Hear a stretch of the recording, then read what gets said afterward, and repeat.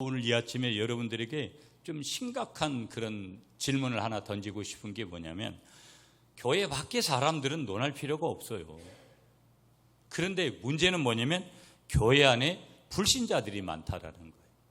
이 논리를 여러분, 이 말에 대해서 여러분 어떻게 생각을 하세요? 교회 안에 불신자들이 많다. 이걸 쉽게 할 수 있는 얘기도 아닌데, 이 코로나라는 것이 아주 굉장한 분기점이 됐어요. 이미 그래서 교회를 떠나버린 많은 사람들이 있고, 교회를 옮기시거나 그래서 계속해서 하나님을 믿는 믿음 안에 있다면 아무 문제가 없겠죠.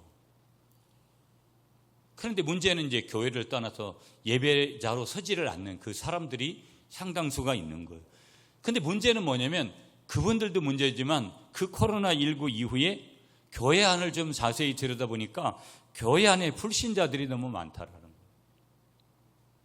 여러분 보세요.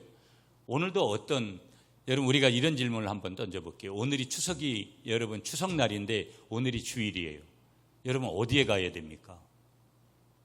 여러분이 답을 그걸 바로 못한다면 여러분이 어떻게 보면 여러분 자신이 아직 불신자일지 몰라요.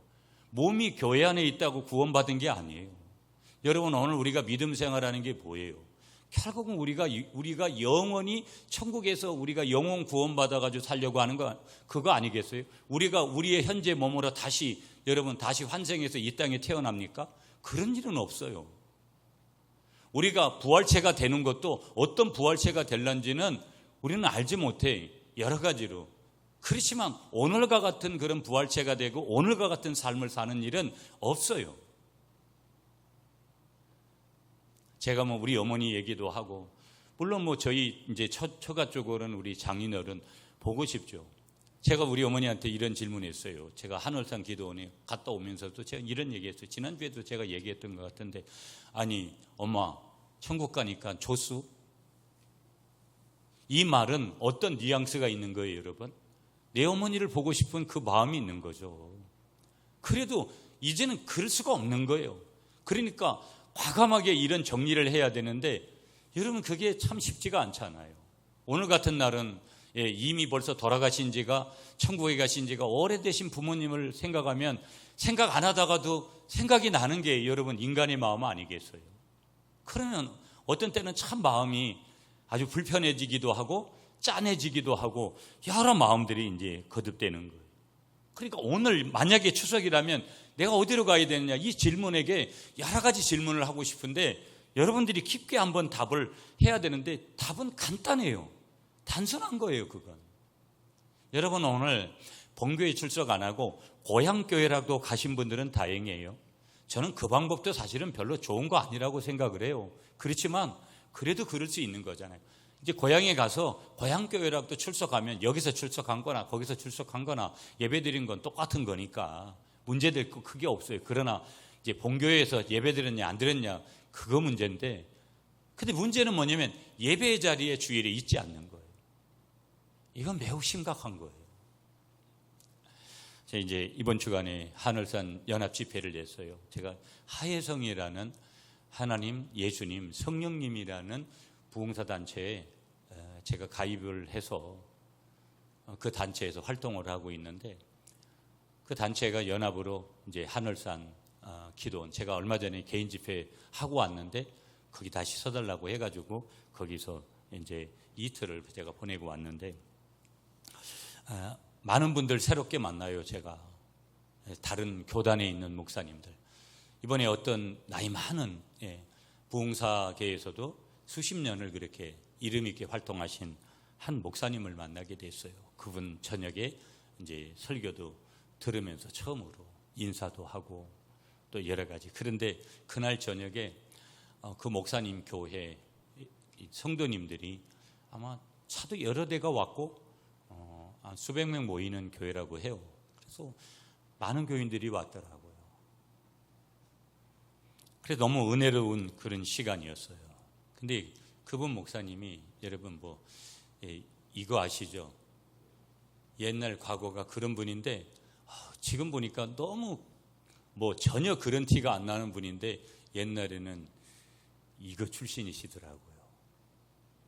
그래가지고 교회가 여러분 저녁에 식사 대접을 그 교회가 했어요. 그런데 이제 권사님 집사님들이 오셔서 서빙 다 하고 우리 이제 한 강사 목사님들이 한 8명쯤 있었는데 한 15명, 20명쯤 밥을 먹으러 갔는데 자기들이 밥값 다 내고 자기들이 그렇게 섬기고 뭐 수저 뭐 어떻게 하면 수저 다 놔주고 물 갖다 주고 밑반찬 모자라면은 이제 추가해 주고 아예 대접이라는 것이 그냥 몸에 배어 있는 분들이에요. 청년들이 찬양하는데 찬양할 때 기도할 때는 무릎을 꿇었다가 또 이제 계속 무릎 꿇고 보니 있잖아요. 그럼 또 말씀을 들을 때는 또 말씀을 듣다가 또 말씀 선구를 인용하면 무릎을 꿇어요.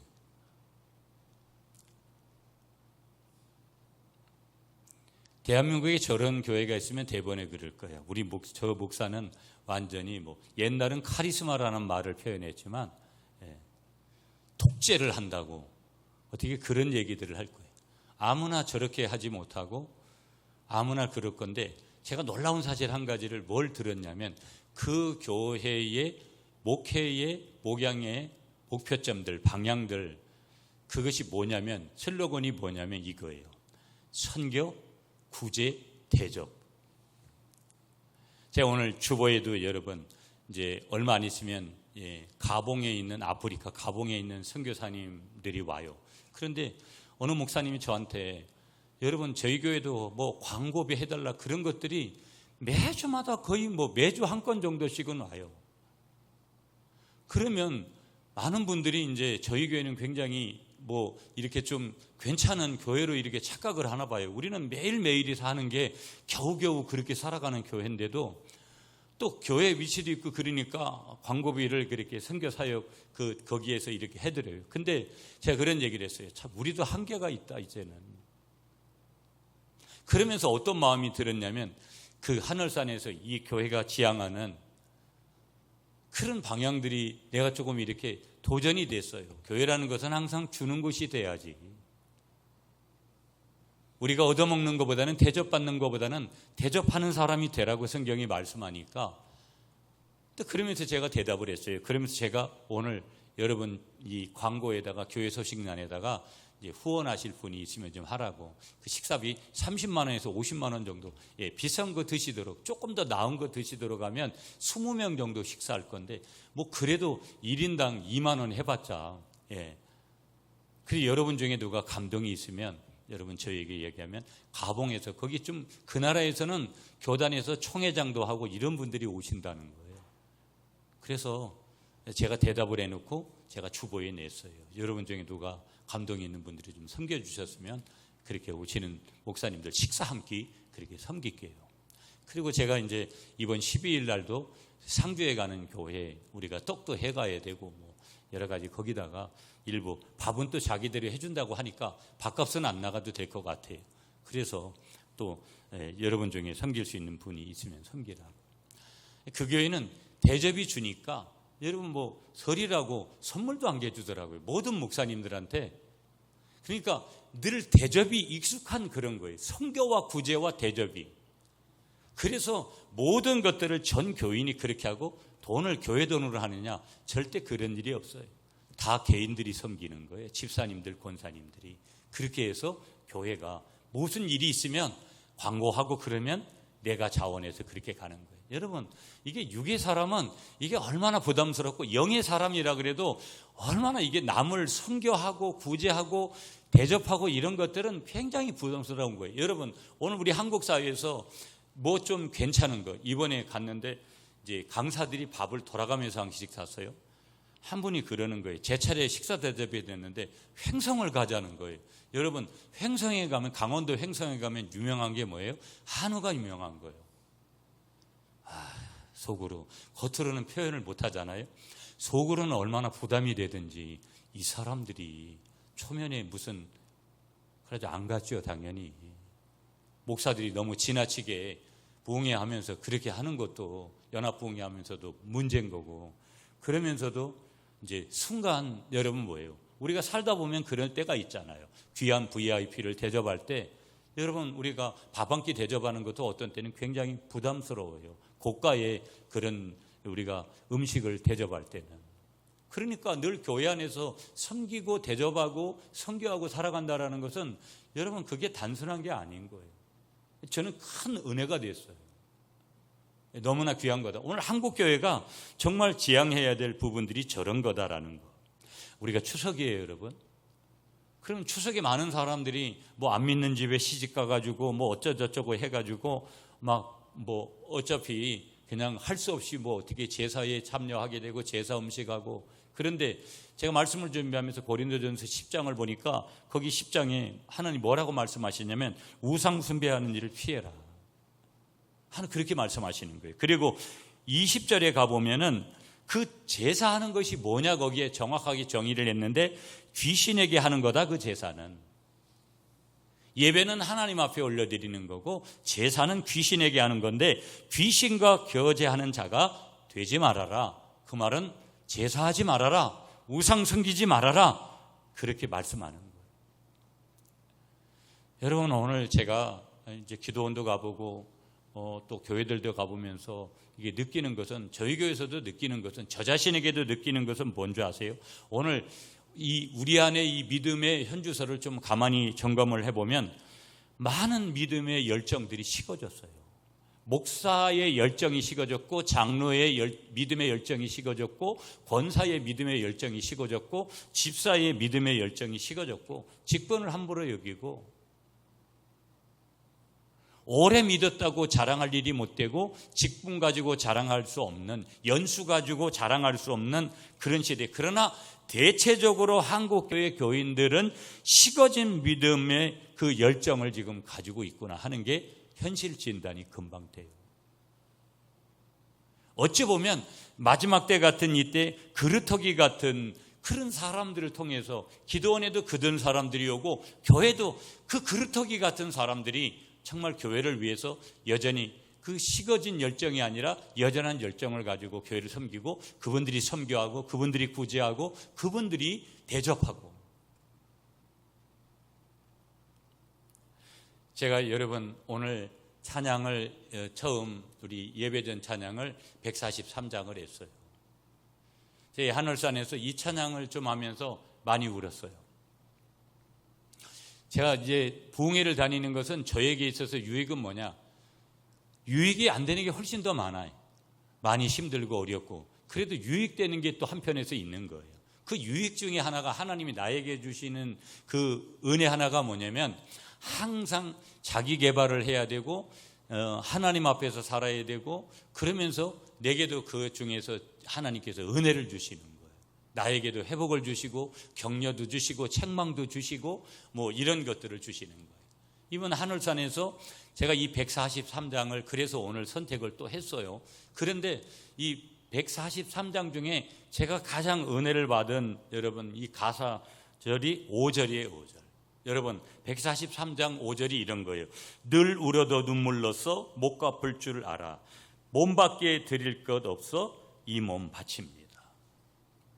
한번 여러분 불러볼까요? 한번 이렇게 한번 같이 시작해봐요. 늘 울어도 눈물로써 못 갚을 줄 알아. 몸밖에 드릴 것 없어 이 몸 바칩니다. 여러분 가만히 이런 찬양을 한 줄만 깊이 그리고 성령이 내게 은혜를 주시는 순간이 돼서 이런 찬양을 한번 해보세요. 이 찬송 한 줄에도 사람이 깨어지고 변화되고 새롭게 되어지는 일이 복음의 능력이에요. 믿습니까? 그런데 문제는 뭐냐?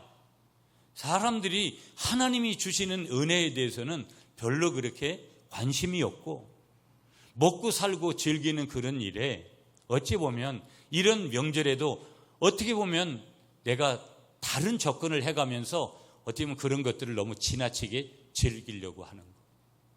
그러니까 이 세상이 좋고 내가 지금 죽어가지고 천국 가고 영원히 내가 영혼 구원 받아가지고 사는 것들에 대한 것들이 관심이 없고 하나님의 선교와 하나님의 구제와 하나님의 대접에 대해서 관심들이 없는 거예요. 은혜를 모르면, 은혜를 받지 않으면 사람만큼 지저분하고 사람만큼 형편없는 존재가 없어요. 표현대로 하면 여러분 좀 거칠은 표현인데 하루아침에 개가 된다니까요. 그게 나예요. 그게 우리라고요. 은혜 없이는 살아갈 수가 없는 거예요. 그런데도 은혜 없이 살 수 있다고 그렇게 착각하는 사람들이 많아요. 늘 울어도 눈물 넣었어. 목 아플 줄 알아. 몸밖에 드릴 것 없어. 이 몸 바칩니다. 이런 은혜를 여러분 우리가 자주 경험해야 되는데, 성령 충만하는 것이 우리가 영원히 지속되는 거라 그러면 얼마나 좋겠어요. 은혜 받은 거 여러분 금방 은혜 받고도 금방 다 날아갈 수도 있어요. 며칠도 안 가가지고.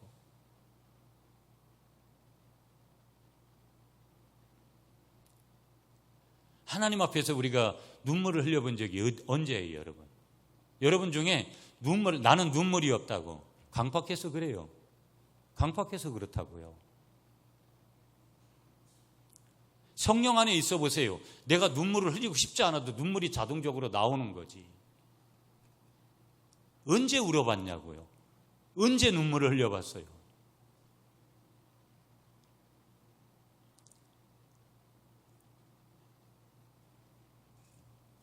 우리가 가만히 우리의 믿음의 그런 여정들을 좀 봐야 돼요. 자, 이 믿음이라는 거 여러분 오늘도 본문을 통해서 조금 이따 이제 설명드리겠지만, 믿음이, 오늘 야고보가 말하는 믿음이 뭘까? 제가 전에도 한번 이 믿음을 여러분 정의를 했는데 이렇게 정의 다시 할게요. 매번 새롭게 하나님께 모든 것을 걸고 서는 것이다. 우리 한번 따라하겠습니다. 믿음이란 매번 새롭게 하나님께 모든 것을 걸고 서는 것입니다. 그러면 야고보서가 지금 말하고 있는, 야고보가 말하는 믿음은 뭐냐? 믿음에는 항상 행동이 따라와야 된다. 행함이 따라와야 된다. 삶이 따라와야 된다. 실천이 따라와야 된다. 이걸 얘기하는 거예요. 믿음 따로 행함 따로가 아니라 믿음과 행함은 상호 보완적인 관계에서 기차 레일같이 따라오는 거다. 그걸 지금 강조하는 거예요. 종교개혁자들이 여러분 믿음으로 구원받습니다. 여러분 이렇게만 강조한 줄 알아요. 종교개혁자들이 강조한 것은요, 믿음으로 구원받지만 믿는 사람은 반드시 삶이 변화되어져서 행함으로 변화되어져서 건강한 열매를 맺어야 된다. 거기까지 나간 거예요. 아니, 믿으면 그냥 구원받는다 이렇게 생각하니까 여러분 기독교를 너무 단순하게만 생각해요. 하나님이 은혜 주시지 않으면 어떤 사람도 갖다가 그런 조건이, 그러나 그 믿음이 오늘 선물로 받았으면 그 믿음이라는 것이 어디까지 나아가야 되느냐? 삶의 변화까지. 그러니까 사람들이 지금 어디에 문제가 걸려 있느냐? 믿어요. 오늘 여러분에게 교회 안에 불신자들이 있다. 여러분 그거 사실인 거예요.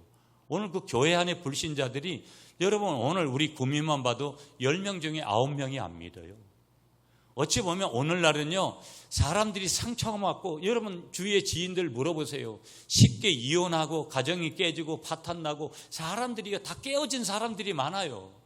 그리고 여러분 저는 완벽하냐? 여러분 저도 우울할 때가 있고 인간에 사는 그런 것들이 아무리 목사여도 여러분은 안 그래요? 그러니까 사람들은 늘 외로운 거예요. 제가 늘 얘기하듯이 포스트 모더니즘이라는 이 사상, 물질 만능주의가 사람들을 아주 멋진, 이 세상에 만큼 살아온 사람들이 없어요. 이 화려하고 대단한 세상에 우리가 살지만, 그렇지만 약점도 너무 많은 거예요. 영혼육으로 구성된 인간이 겉으로는 화려할지 좀 몰라도 영혼육의, 영혼의 문제, 혼의 문제, 마음이 눌리는 문제 속에 사는 사람들이 얼마나 많은지 몰라요. 근데 왜 전도가 안 될까? 여러분 코로나19 이후에도 급격하게 우리 교회도 왜 이런 현상들이 올까? 교회 안에 있는 사람들에게 문제가 생긴 거예요. 자기는 믿는다고 교회를 나와요. 그런데 그 믿음의 그 현주소를 보면 여러분 열정도 식었어요. 영혼에 대한 관심도 없어. 왜? 나에 대한 것들도 뭔가가 지금 잘못되어 있으니까. 그냥 바삐 사는 거에 정신없이 그냥 먹고 사는 문제에 그냥 그 꼬리를 잡고 붙들고 가는 거예요. 믿음이 아닌 걸 가지고 자꾸 믿음이라고 하고 세상 것까지는 타협을 하지 않으면서 믿음의 자리를 가지고 예배 자리 가지고 타협하고 기도의 자리 가지고 타협하고 교회를 봉사하는 거에 대해서 타협하고 그래서 이제는 밥도 우리가 못하니까 밥도 다 주문해 가지고 그냥 어디다가 식당에다가 대놓고 그렇게 먹자. 심심하면 그냥 예배에 빠져버리고 그렇게 하고 기도를 언제 했는지조차 모르는 거예요. 하나님과의 지속적인 교통이 있어야 되는데 교제가 있어야 되는데 그걸 어떻게 하는지 예수를 수십 년 믿어도 그걸 어떻게 하는지조차도 몰라. 그리고도 그렇게 안 해도 나는 살 수 있다라고 생각하면서 여전히 그렇게 살아가는 거예요. 많은 사람들이.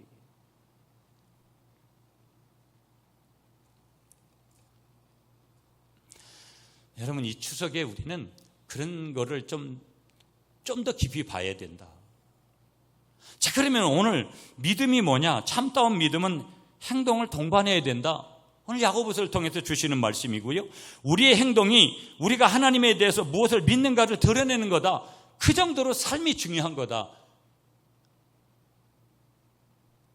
추석에 우리가 가족을 만나고 가족들과 더불어가지고 좋은 시간을 보내고 나쁜 거 아니라는 거예요. 좋지만 정말 좀 깊이 조금 우리의 자신들을 믿음이라는 건 구원이라는 것은 우리가 죽음을 통해서 천국에 들어가는 것은 1대1로 가는 거예요. 나 혼자 가는 거예요. 아무도 나와 동행할 수가 없어요.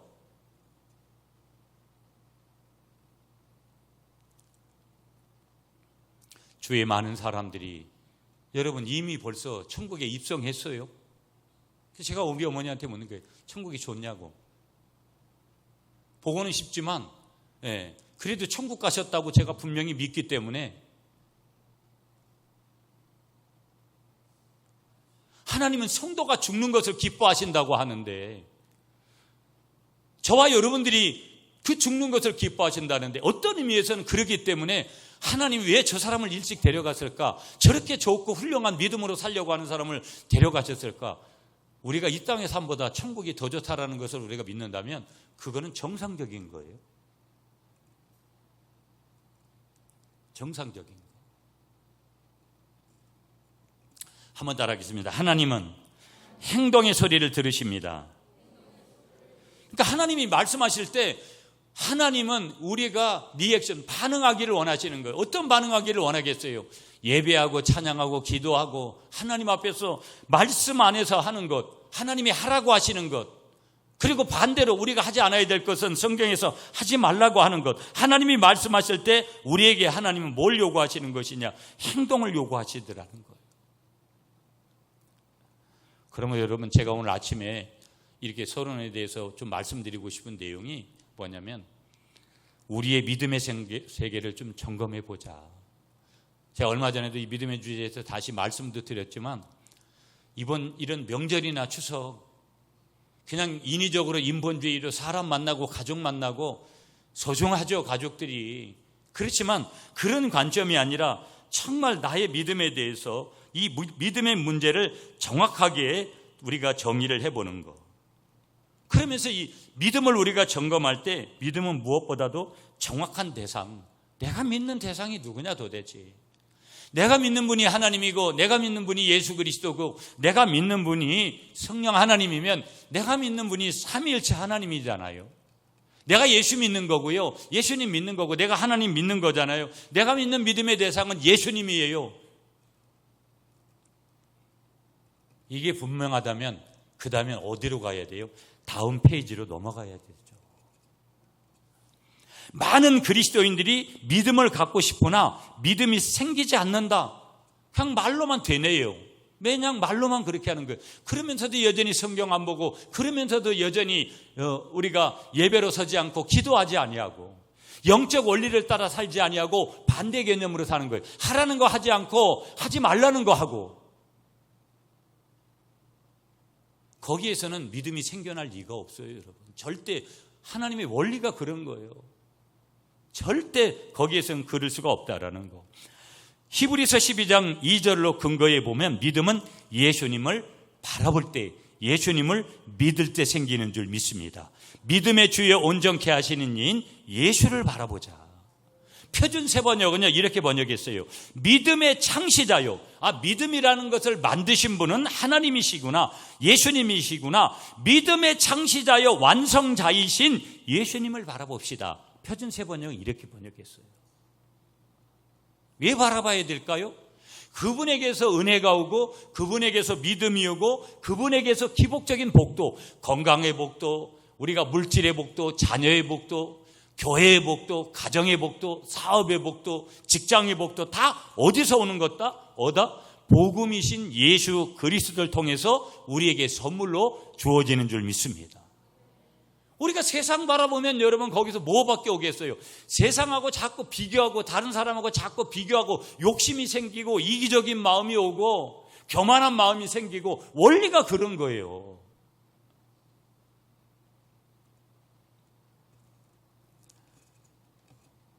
기도해야 될 사람이 기도하면서 기도를 옆에 있는 사람이 배우도록 가르쳐 줘야 되잖아요.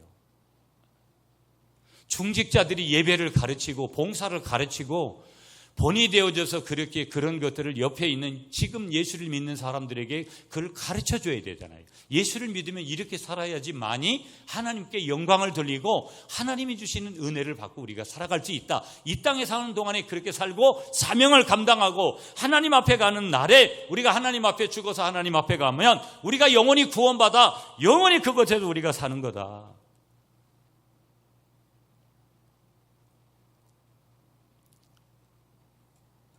하나님은 내 믿음대로 된다고 말씀하셨지, 너 노력한 대로 되겠다, 너 공부한 대로 될 거다, 그렇게 말씀하시지를 않았다라는 거. 그러므로 여러분, 로마서 10장 17절에 근거해서 사도 바울은 사도가 선포하는 말씀을 들음으로 인간에게 믿음이 온다고 분명하게 정의를 다시 한번 해주고 있는 줄 믿습니다. 믿음이라는 것은 말씀을 들어야지 오는 거예요. 세상에 자꾸 기웃거렸자 있는 믿음도 다 거기에다 상실해버리고 믿는 믿음도 거기에다 던져버리고 마는 거예요. 결국은 우리 주님이 보시는 것은 믿음인데 다른 게 아닌데 다 좋아요. 여러분, 우리가 좋은 아파트에 살고 좋은 차를 타고 우리가 무슨 어떤 물질적으로도 여유가 있게 살아가고 자녀가 잘 되고 나쁜 거 없어요. 그렇지만 거기서 끝난다면 하나님하고는 아무 관련이 없는 거예요. 아까도 말씀드렸지만 어려운 순간에도 하나님의 선교를 하고 우리 교회가 여건이 좋아가지고 여러분 지금 선교하고 그렇게 하고 여러분 주보에다가 기록하지만 여러분 그렇게 하나요? 저는 절대 그런 거 아니라고 봐요. 우리 교회가 어려워가지고 그래도 하나님의 은혜 가운데 여건을 줘서 하지만 여러분 우리가 이렇게 어떤 구제를 하고 도움을 주려고 작은 교회들이나 농촌 교회들을 섬기겠다고 그렇게 해서 어려운 중에도 10월 달에 여러 일들이 많지만 그렇게 하는 이유는 자랑하고 싶어서가 아니에요.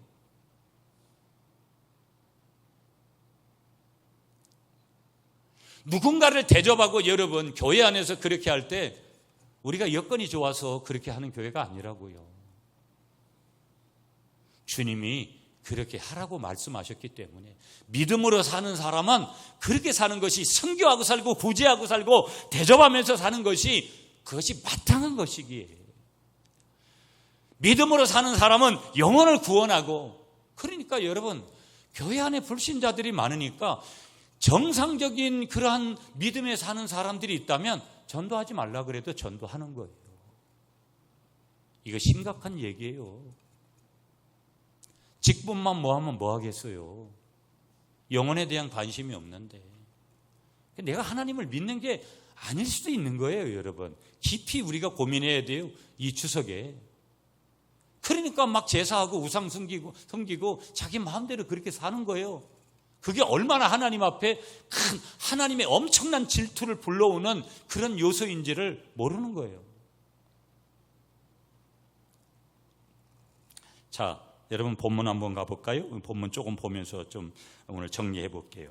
자, 우리 14절 한번 읽어볼까요? 여러분 14절을 여러분이 한번 읽어주세요. 14절 시작.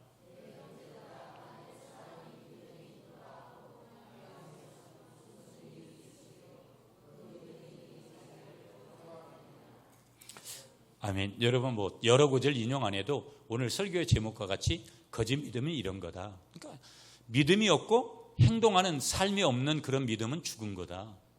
그리고 믿음이 있고 실천이 있고 삶이 있는 행동이 있는 믿음은 살아있는 믿음이다.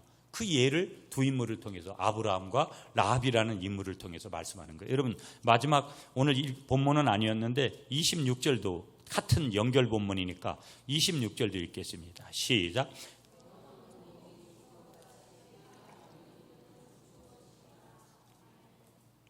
아멘이시죠? 자, 그러면 14절, 15절, 16절, 17절에서는 죽은 믿음을 설명하고 있고 거짓된 믿음을 걷어내라고 지금 말씀하시는 거예요. 자, 그러면 죽은 믿음은 14절을 보세요. 죽은 믿음은 행동이 없는 믿음이다. 실천이 없고 삶이 없는 믿음이다. 이걸 말씀하고 있는 거예요. 그래서 그 죽은 믿음이 이런 거구나 하는 것을 정의하고 있고, 두 번째 죽은 믿음이 뭐냐? 15절과 16절이에요. 여러분 15절 16절 한번 볼게요. 만일 형제나 자매가 헐벗고 일용할 양식이 없는데 너희 중에 누구든지 그에게 이르되 평안히 가라, 덥게 하라, 배부르게 하라 하며 그 몸에 쓸 것을 주지 않으면 무슨 유익이 있으리요? 여러분 제가 이런 걸 보면서도 제가 개척의 5대 비전을 정말 하나님 은혜 가운데 가지게 됐다. 저희가 하려고 하는 이 목양의 어떤 목회 철학이라는 것을 제 나름대로는 하나님 앞에서 감사하게 받았구나 하는 생각을 해요. 십자가를 자랑하는 교회, 영혼을 구원하고 치유하는 교회, 선교의 명령에 순종하는 교회, 지역사회에 헌신하는 교회, 평신도를 깨우고 양육하는 교회. 여기에 5가지 제 머릿속에 있거든요. 지역사회에 헌신하는 게 뭐겠어요, 여러분? 대접하고 구제하고 선교도 들어가지만 그런 것들이 다 들어가거든요. 그러니까 어떤 의미에서는 구제하고 선교하는 거, 어려운 사람들을, 여러분 예전에 우리가 여기 교회에 와서 그런 걸 많이 못했잖아요. 뭐 목욕 봉사도 하고 여러 가지 그런 부분들 일찍이 하고 여기까지 왔는데, 지역에 있는 사람들을, 어려운 사람들을 돕는 거, 지역을 떠나서 그렇게 어려운 이웃들을 돕고 대접하는 거. 여러분 뭐 가봉의 목사님들을 뭐 굳이 뭐 그렇게 해야 될 이유가 뭐 있겠나? 어떤 부분에서는 우리도 살기 힘들고 가까이 있는 분들도 그런데, 그래도 하나님 나라라는 관점에서는 그게 아닌 거예요. 우리의 실천적이고 죽어있는 그러한 삶이 없는, 그 현장이 없는 거짓된 믿음 걷어내라는 거예요. 네가 믿느냐? 믿는다면 반드시 뭐예요? 영혼 구원하는 일을 해야 된다는 거예요. 아멘이세요? 여러분이 오늘 추석이면, 오늘 추석날이 주일이면 반드시 교회에서 예배자로 서야 된다는 거예요. 믿습니까? 기도해야 되고 말씀을 먹어야 되고, 말씀을 먹었으면 산제물로, 주일이면은 산제물로 몸을 드리고, 주일에 봉사하는 것이 노동이 아니라 안식이고 쉼이라고 제가 계속 강조해요. 노동으로 하기 때문에 한국교회 교인들이 지치고, 내가 지금 돈 벌고 살아가는 것도 먹고 사는 것도 힘든데 내가 주일날 교회에서까지 가서 그렇게 해야 되나? 이런 사고를 가지는 거예요.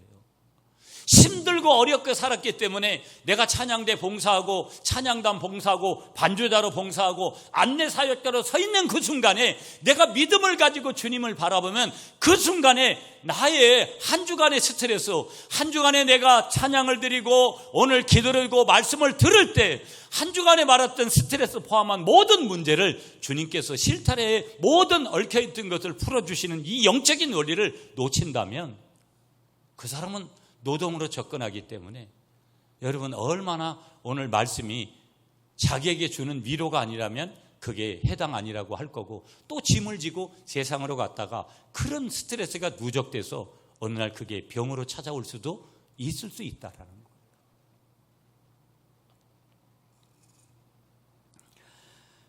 그러므로 여러분 오늘 우리가 여러 성경 구절들 좀 설명하고 싶은데 하나만 더 보면서 오늘 이제 한 가지 더 보고 말씀 정리할게요. 그럼 믿음을 방해하는 요소를 좀 점검해 보라는 거예요. 그 첫 번째가 뭐냐? 세상으로부터 하나님을 이용하려고 하는 거. 내가 출세하고 내가 잘 살고 우리 자녀 잘 되는데 하나님을 나의 대용품으로, 대리품으로 쓰려고 하는 거. 그게 내 믿음을 방해하는 거예요. 여러분 오늘 예배 가운데 은혜를 받으려고 나왔으면 여러분의 예배는 잘못된 예배예요.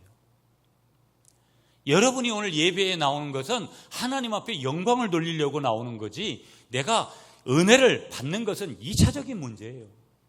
내가 은혜를 받은 것으로 안 받은 것으로 오늘 예배가 결정되는 거라면 여러분의 예배는 하나님 앞에 드려지지 않았어요. 바쳐지지 않았어요. 여러분이 드리는 예물, 여러분의 몸, 여러분의 시간 하나님이 안 받으셨을지도 몰라요. 창세기 4장에 가인의 예배는 받으시지 않고 제사는 받으시지 않고 아벨의 제사 예배는 받으시는 하나님이 나의 예배는 받지 않고 또 다른 사람의 예배는 받았을지 몰라요. 예배는 내가 은혜를 받으려고 나오는 것이 아니라 그것만 한다면 50% 맞는 거고 100%의 완벽한 답은 내가 하나님 앞에 영광을 돌리면 하나님께서 나에게 은혜를, 자비를, 긍휼을, 진실을 베풀어 주시는 줄 믿습니다. 올라가는 게 먼저라는 거예요. 나의 참된 예배가 먼저 올라서 하나님 앞에 영광을 돌리는 것이 내게 은혜를 주시든 주시지 않든 그건 2차적인 문제지, 올라간 것도 없는데 내려오기를 바라는 것은 그건 교만이고 죄라는 거예요. 그건 참된 믿음이 아니라는 거예요. 그건 거짓된 믿음이라는 거예요. 내가 하나님 앞에 영광을 돌릴 때 그 하나님은 반드시 예배가 아니라 어떤 삶의 요소에서도 나에게 은혜를 베풀어 주시는 줄 믿습니다. 자, 그러면 참된 믿음을 가져야 되는데 그 믿음은 21절부터 25절까지라는 거예요. 자, 그러면 여러분 21절을 한번 읽어볼까요? 21절 시작. 우리 조상 아브라함이 그 아들 이삭을 제단에 바칠 때 행함으로 의롭다 하심을 받은 것이 아니냐. 자, 그러면 믿음으로 의롭다함을 받는 것인가? 아니면 행함으로 의롭다함을 받는 것인가? 로마서와 갈라디아서와 야고보서가 대립하는 그런 느낌을 가져요. 그런데 22절이 답이라는 거예요. 22절 시작. 내가 보거니와 믿음이 그의 행함과 함께 일하고 행함으로 믿음이 온전하게 됐느니라. 믿음이라는 것과 실천과 행함과 이것은 서로 보완적인 관계구나, 서로 떨어져서 가는 그런 관계가 아니구나 하는 것.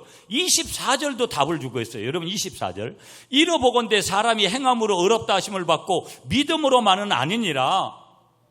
그러면 행함만이 우리가 의롭게 되는 조건 아니라는 거예요. 믿음도 있는 거라는 거예요. 이 믿음 빼고 행함을 강조하는 거 아니에요. 믿음과 행함이 동시적으로 가야 된다라는 거예요. 나 믿음이 있다고 하는데 행동은 따로 가요. 여러분 한국교회 교인들이 물어보면, 여러분 제가 오늘도 여러분이 교회 안에 불신자들이 많아요 이런 얘기하면, 아니 목사님 이번 추석 연휴에 왜 저런 말씀을 하시지, 이런 생각 안 드십니까? 인간적으로 여러분이 분명히 그럴 거예요. 제가 오늘 여러분에게 드리고자 하는 메시지의 핵심을 뭔지를 여러분이 이해 못하면 교회 안에 불신자들이 많다고?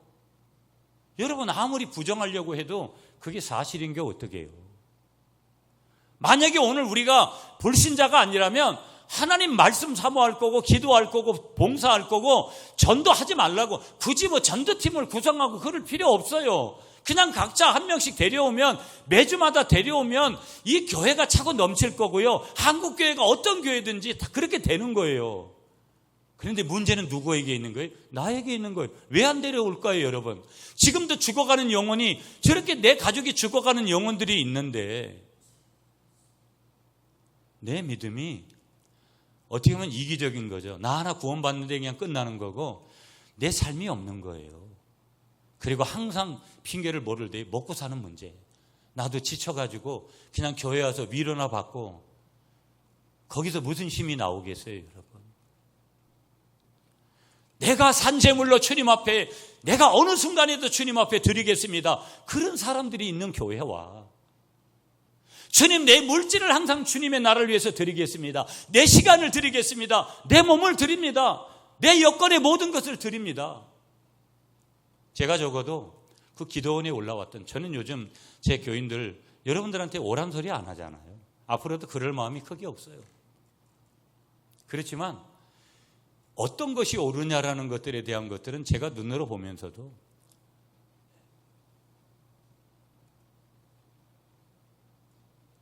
참된 믿음이라는 거, 참된 믿음이라는 거. 그 믿음을 분명히 가져라. 자, 19절 말씀 여러분 중요한데 다시 볼게요. 내가 하나님을 한 분이신 줄을 믿느냐? 잘하였도다.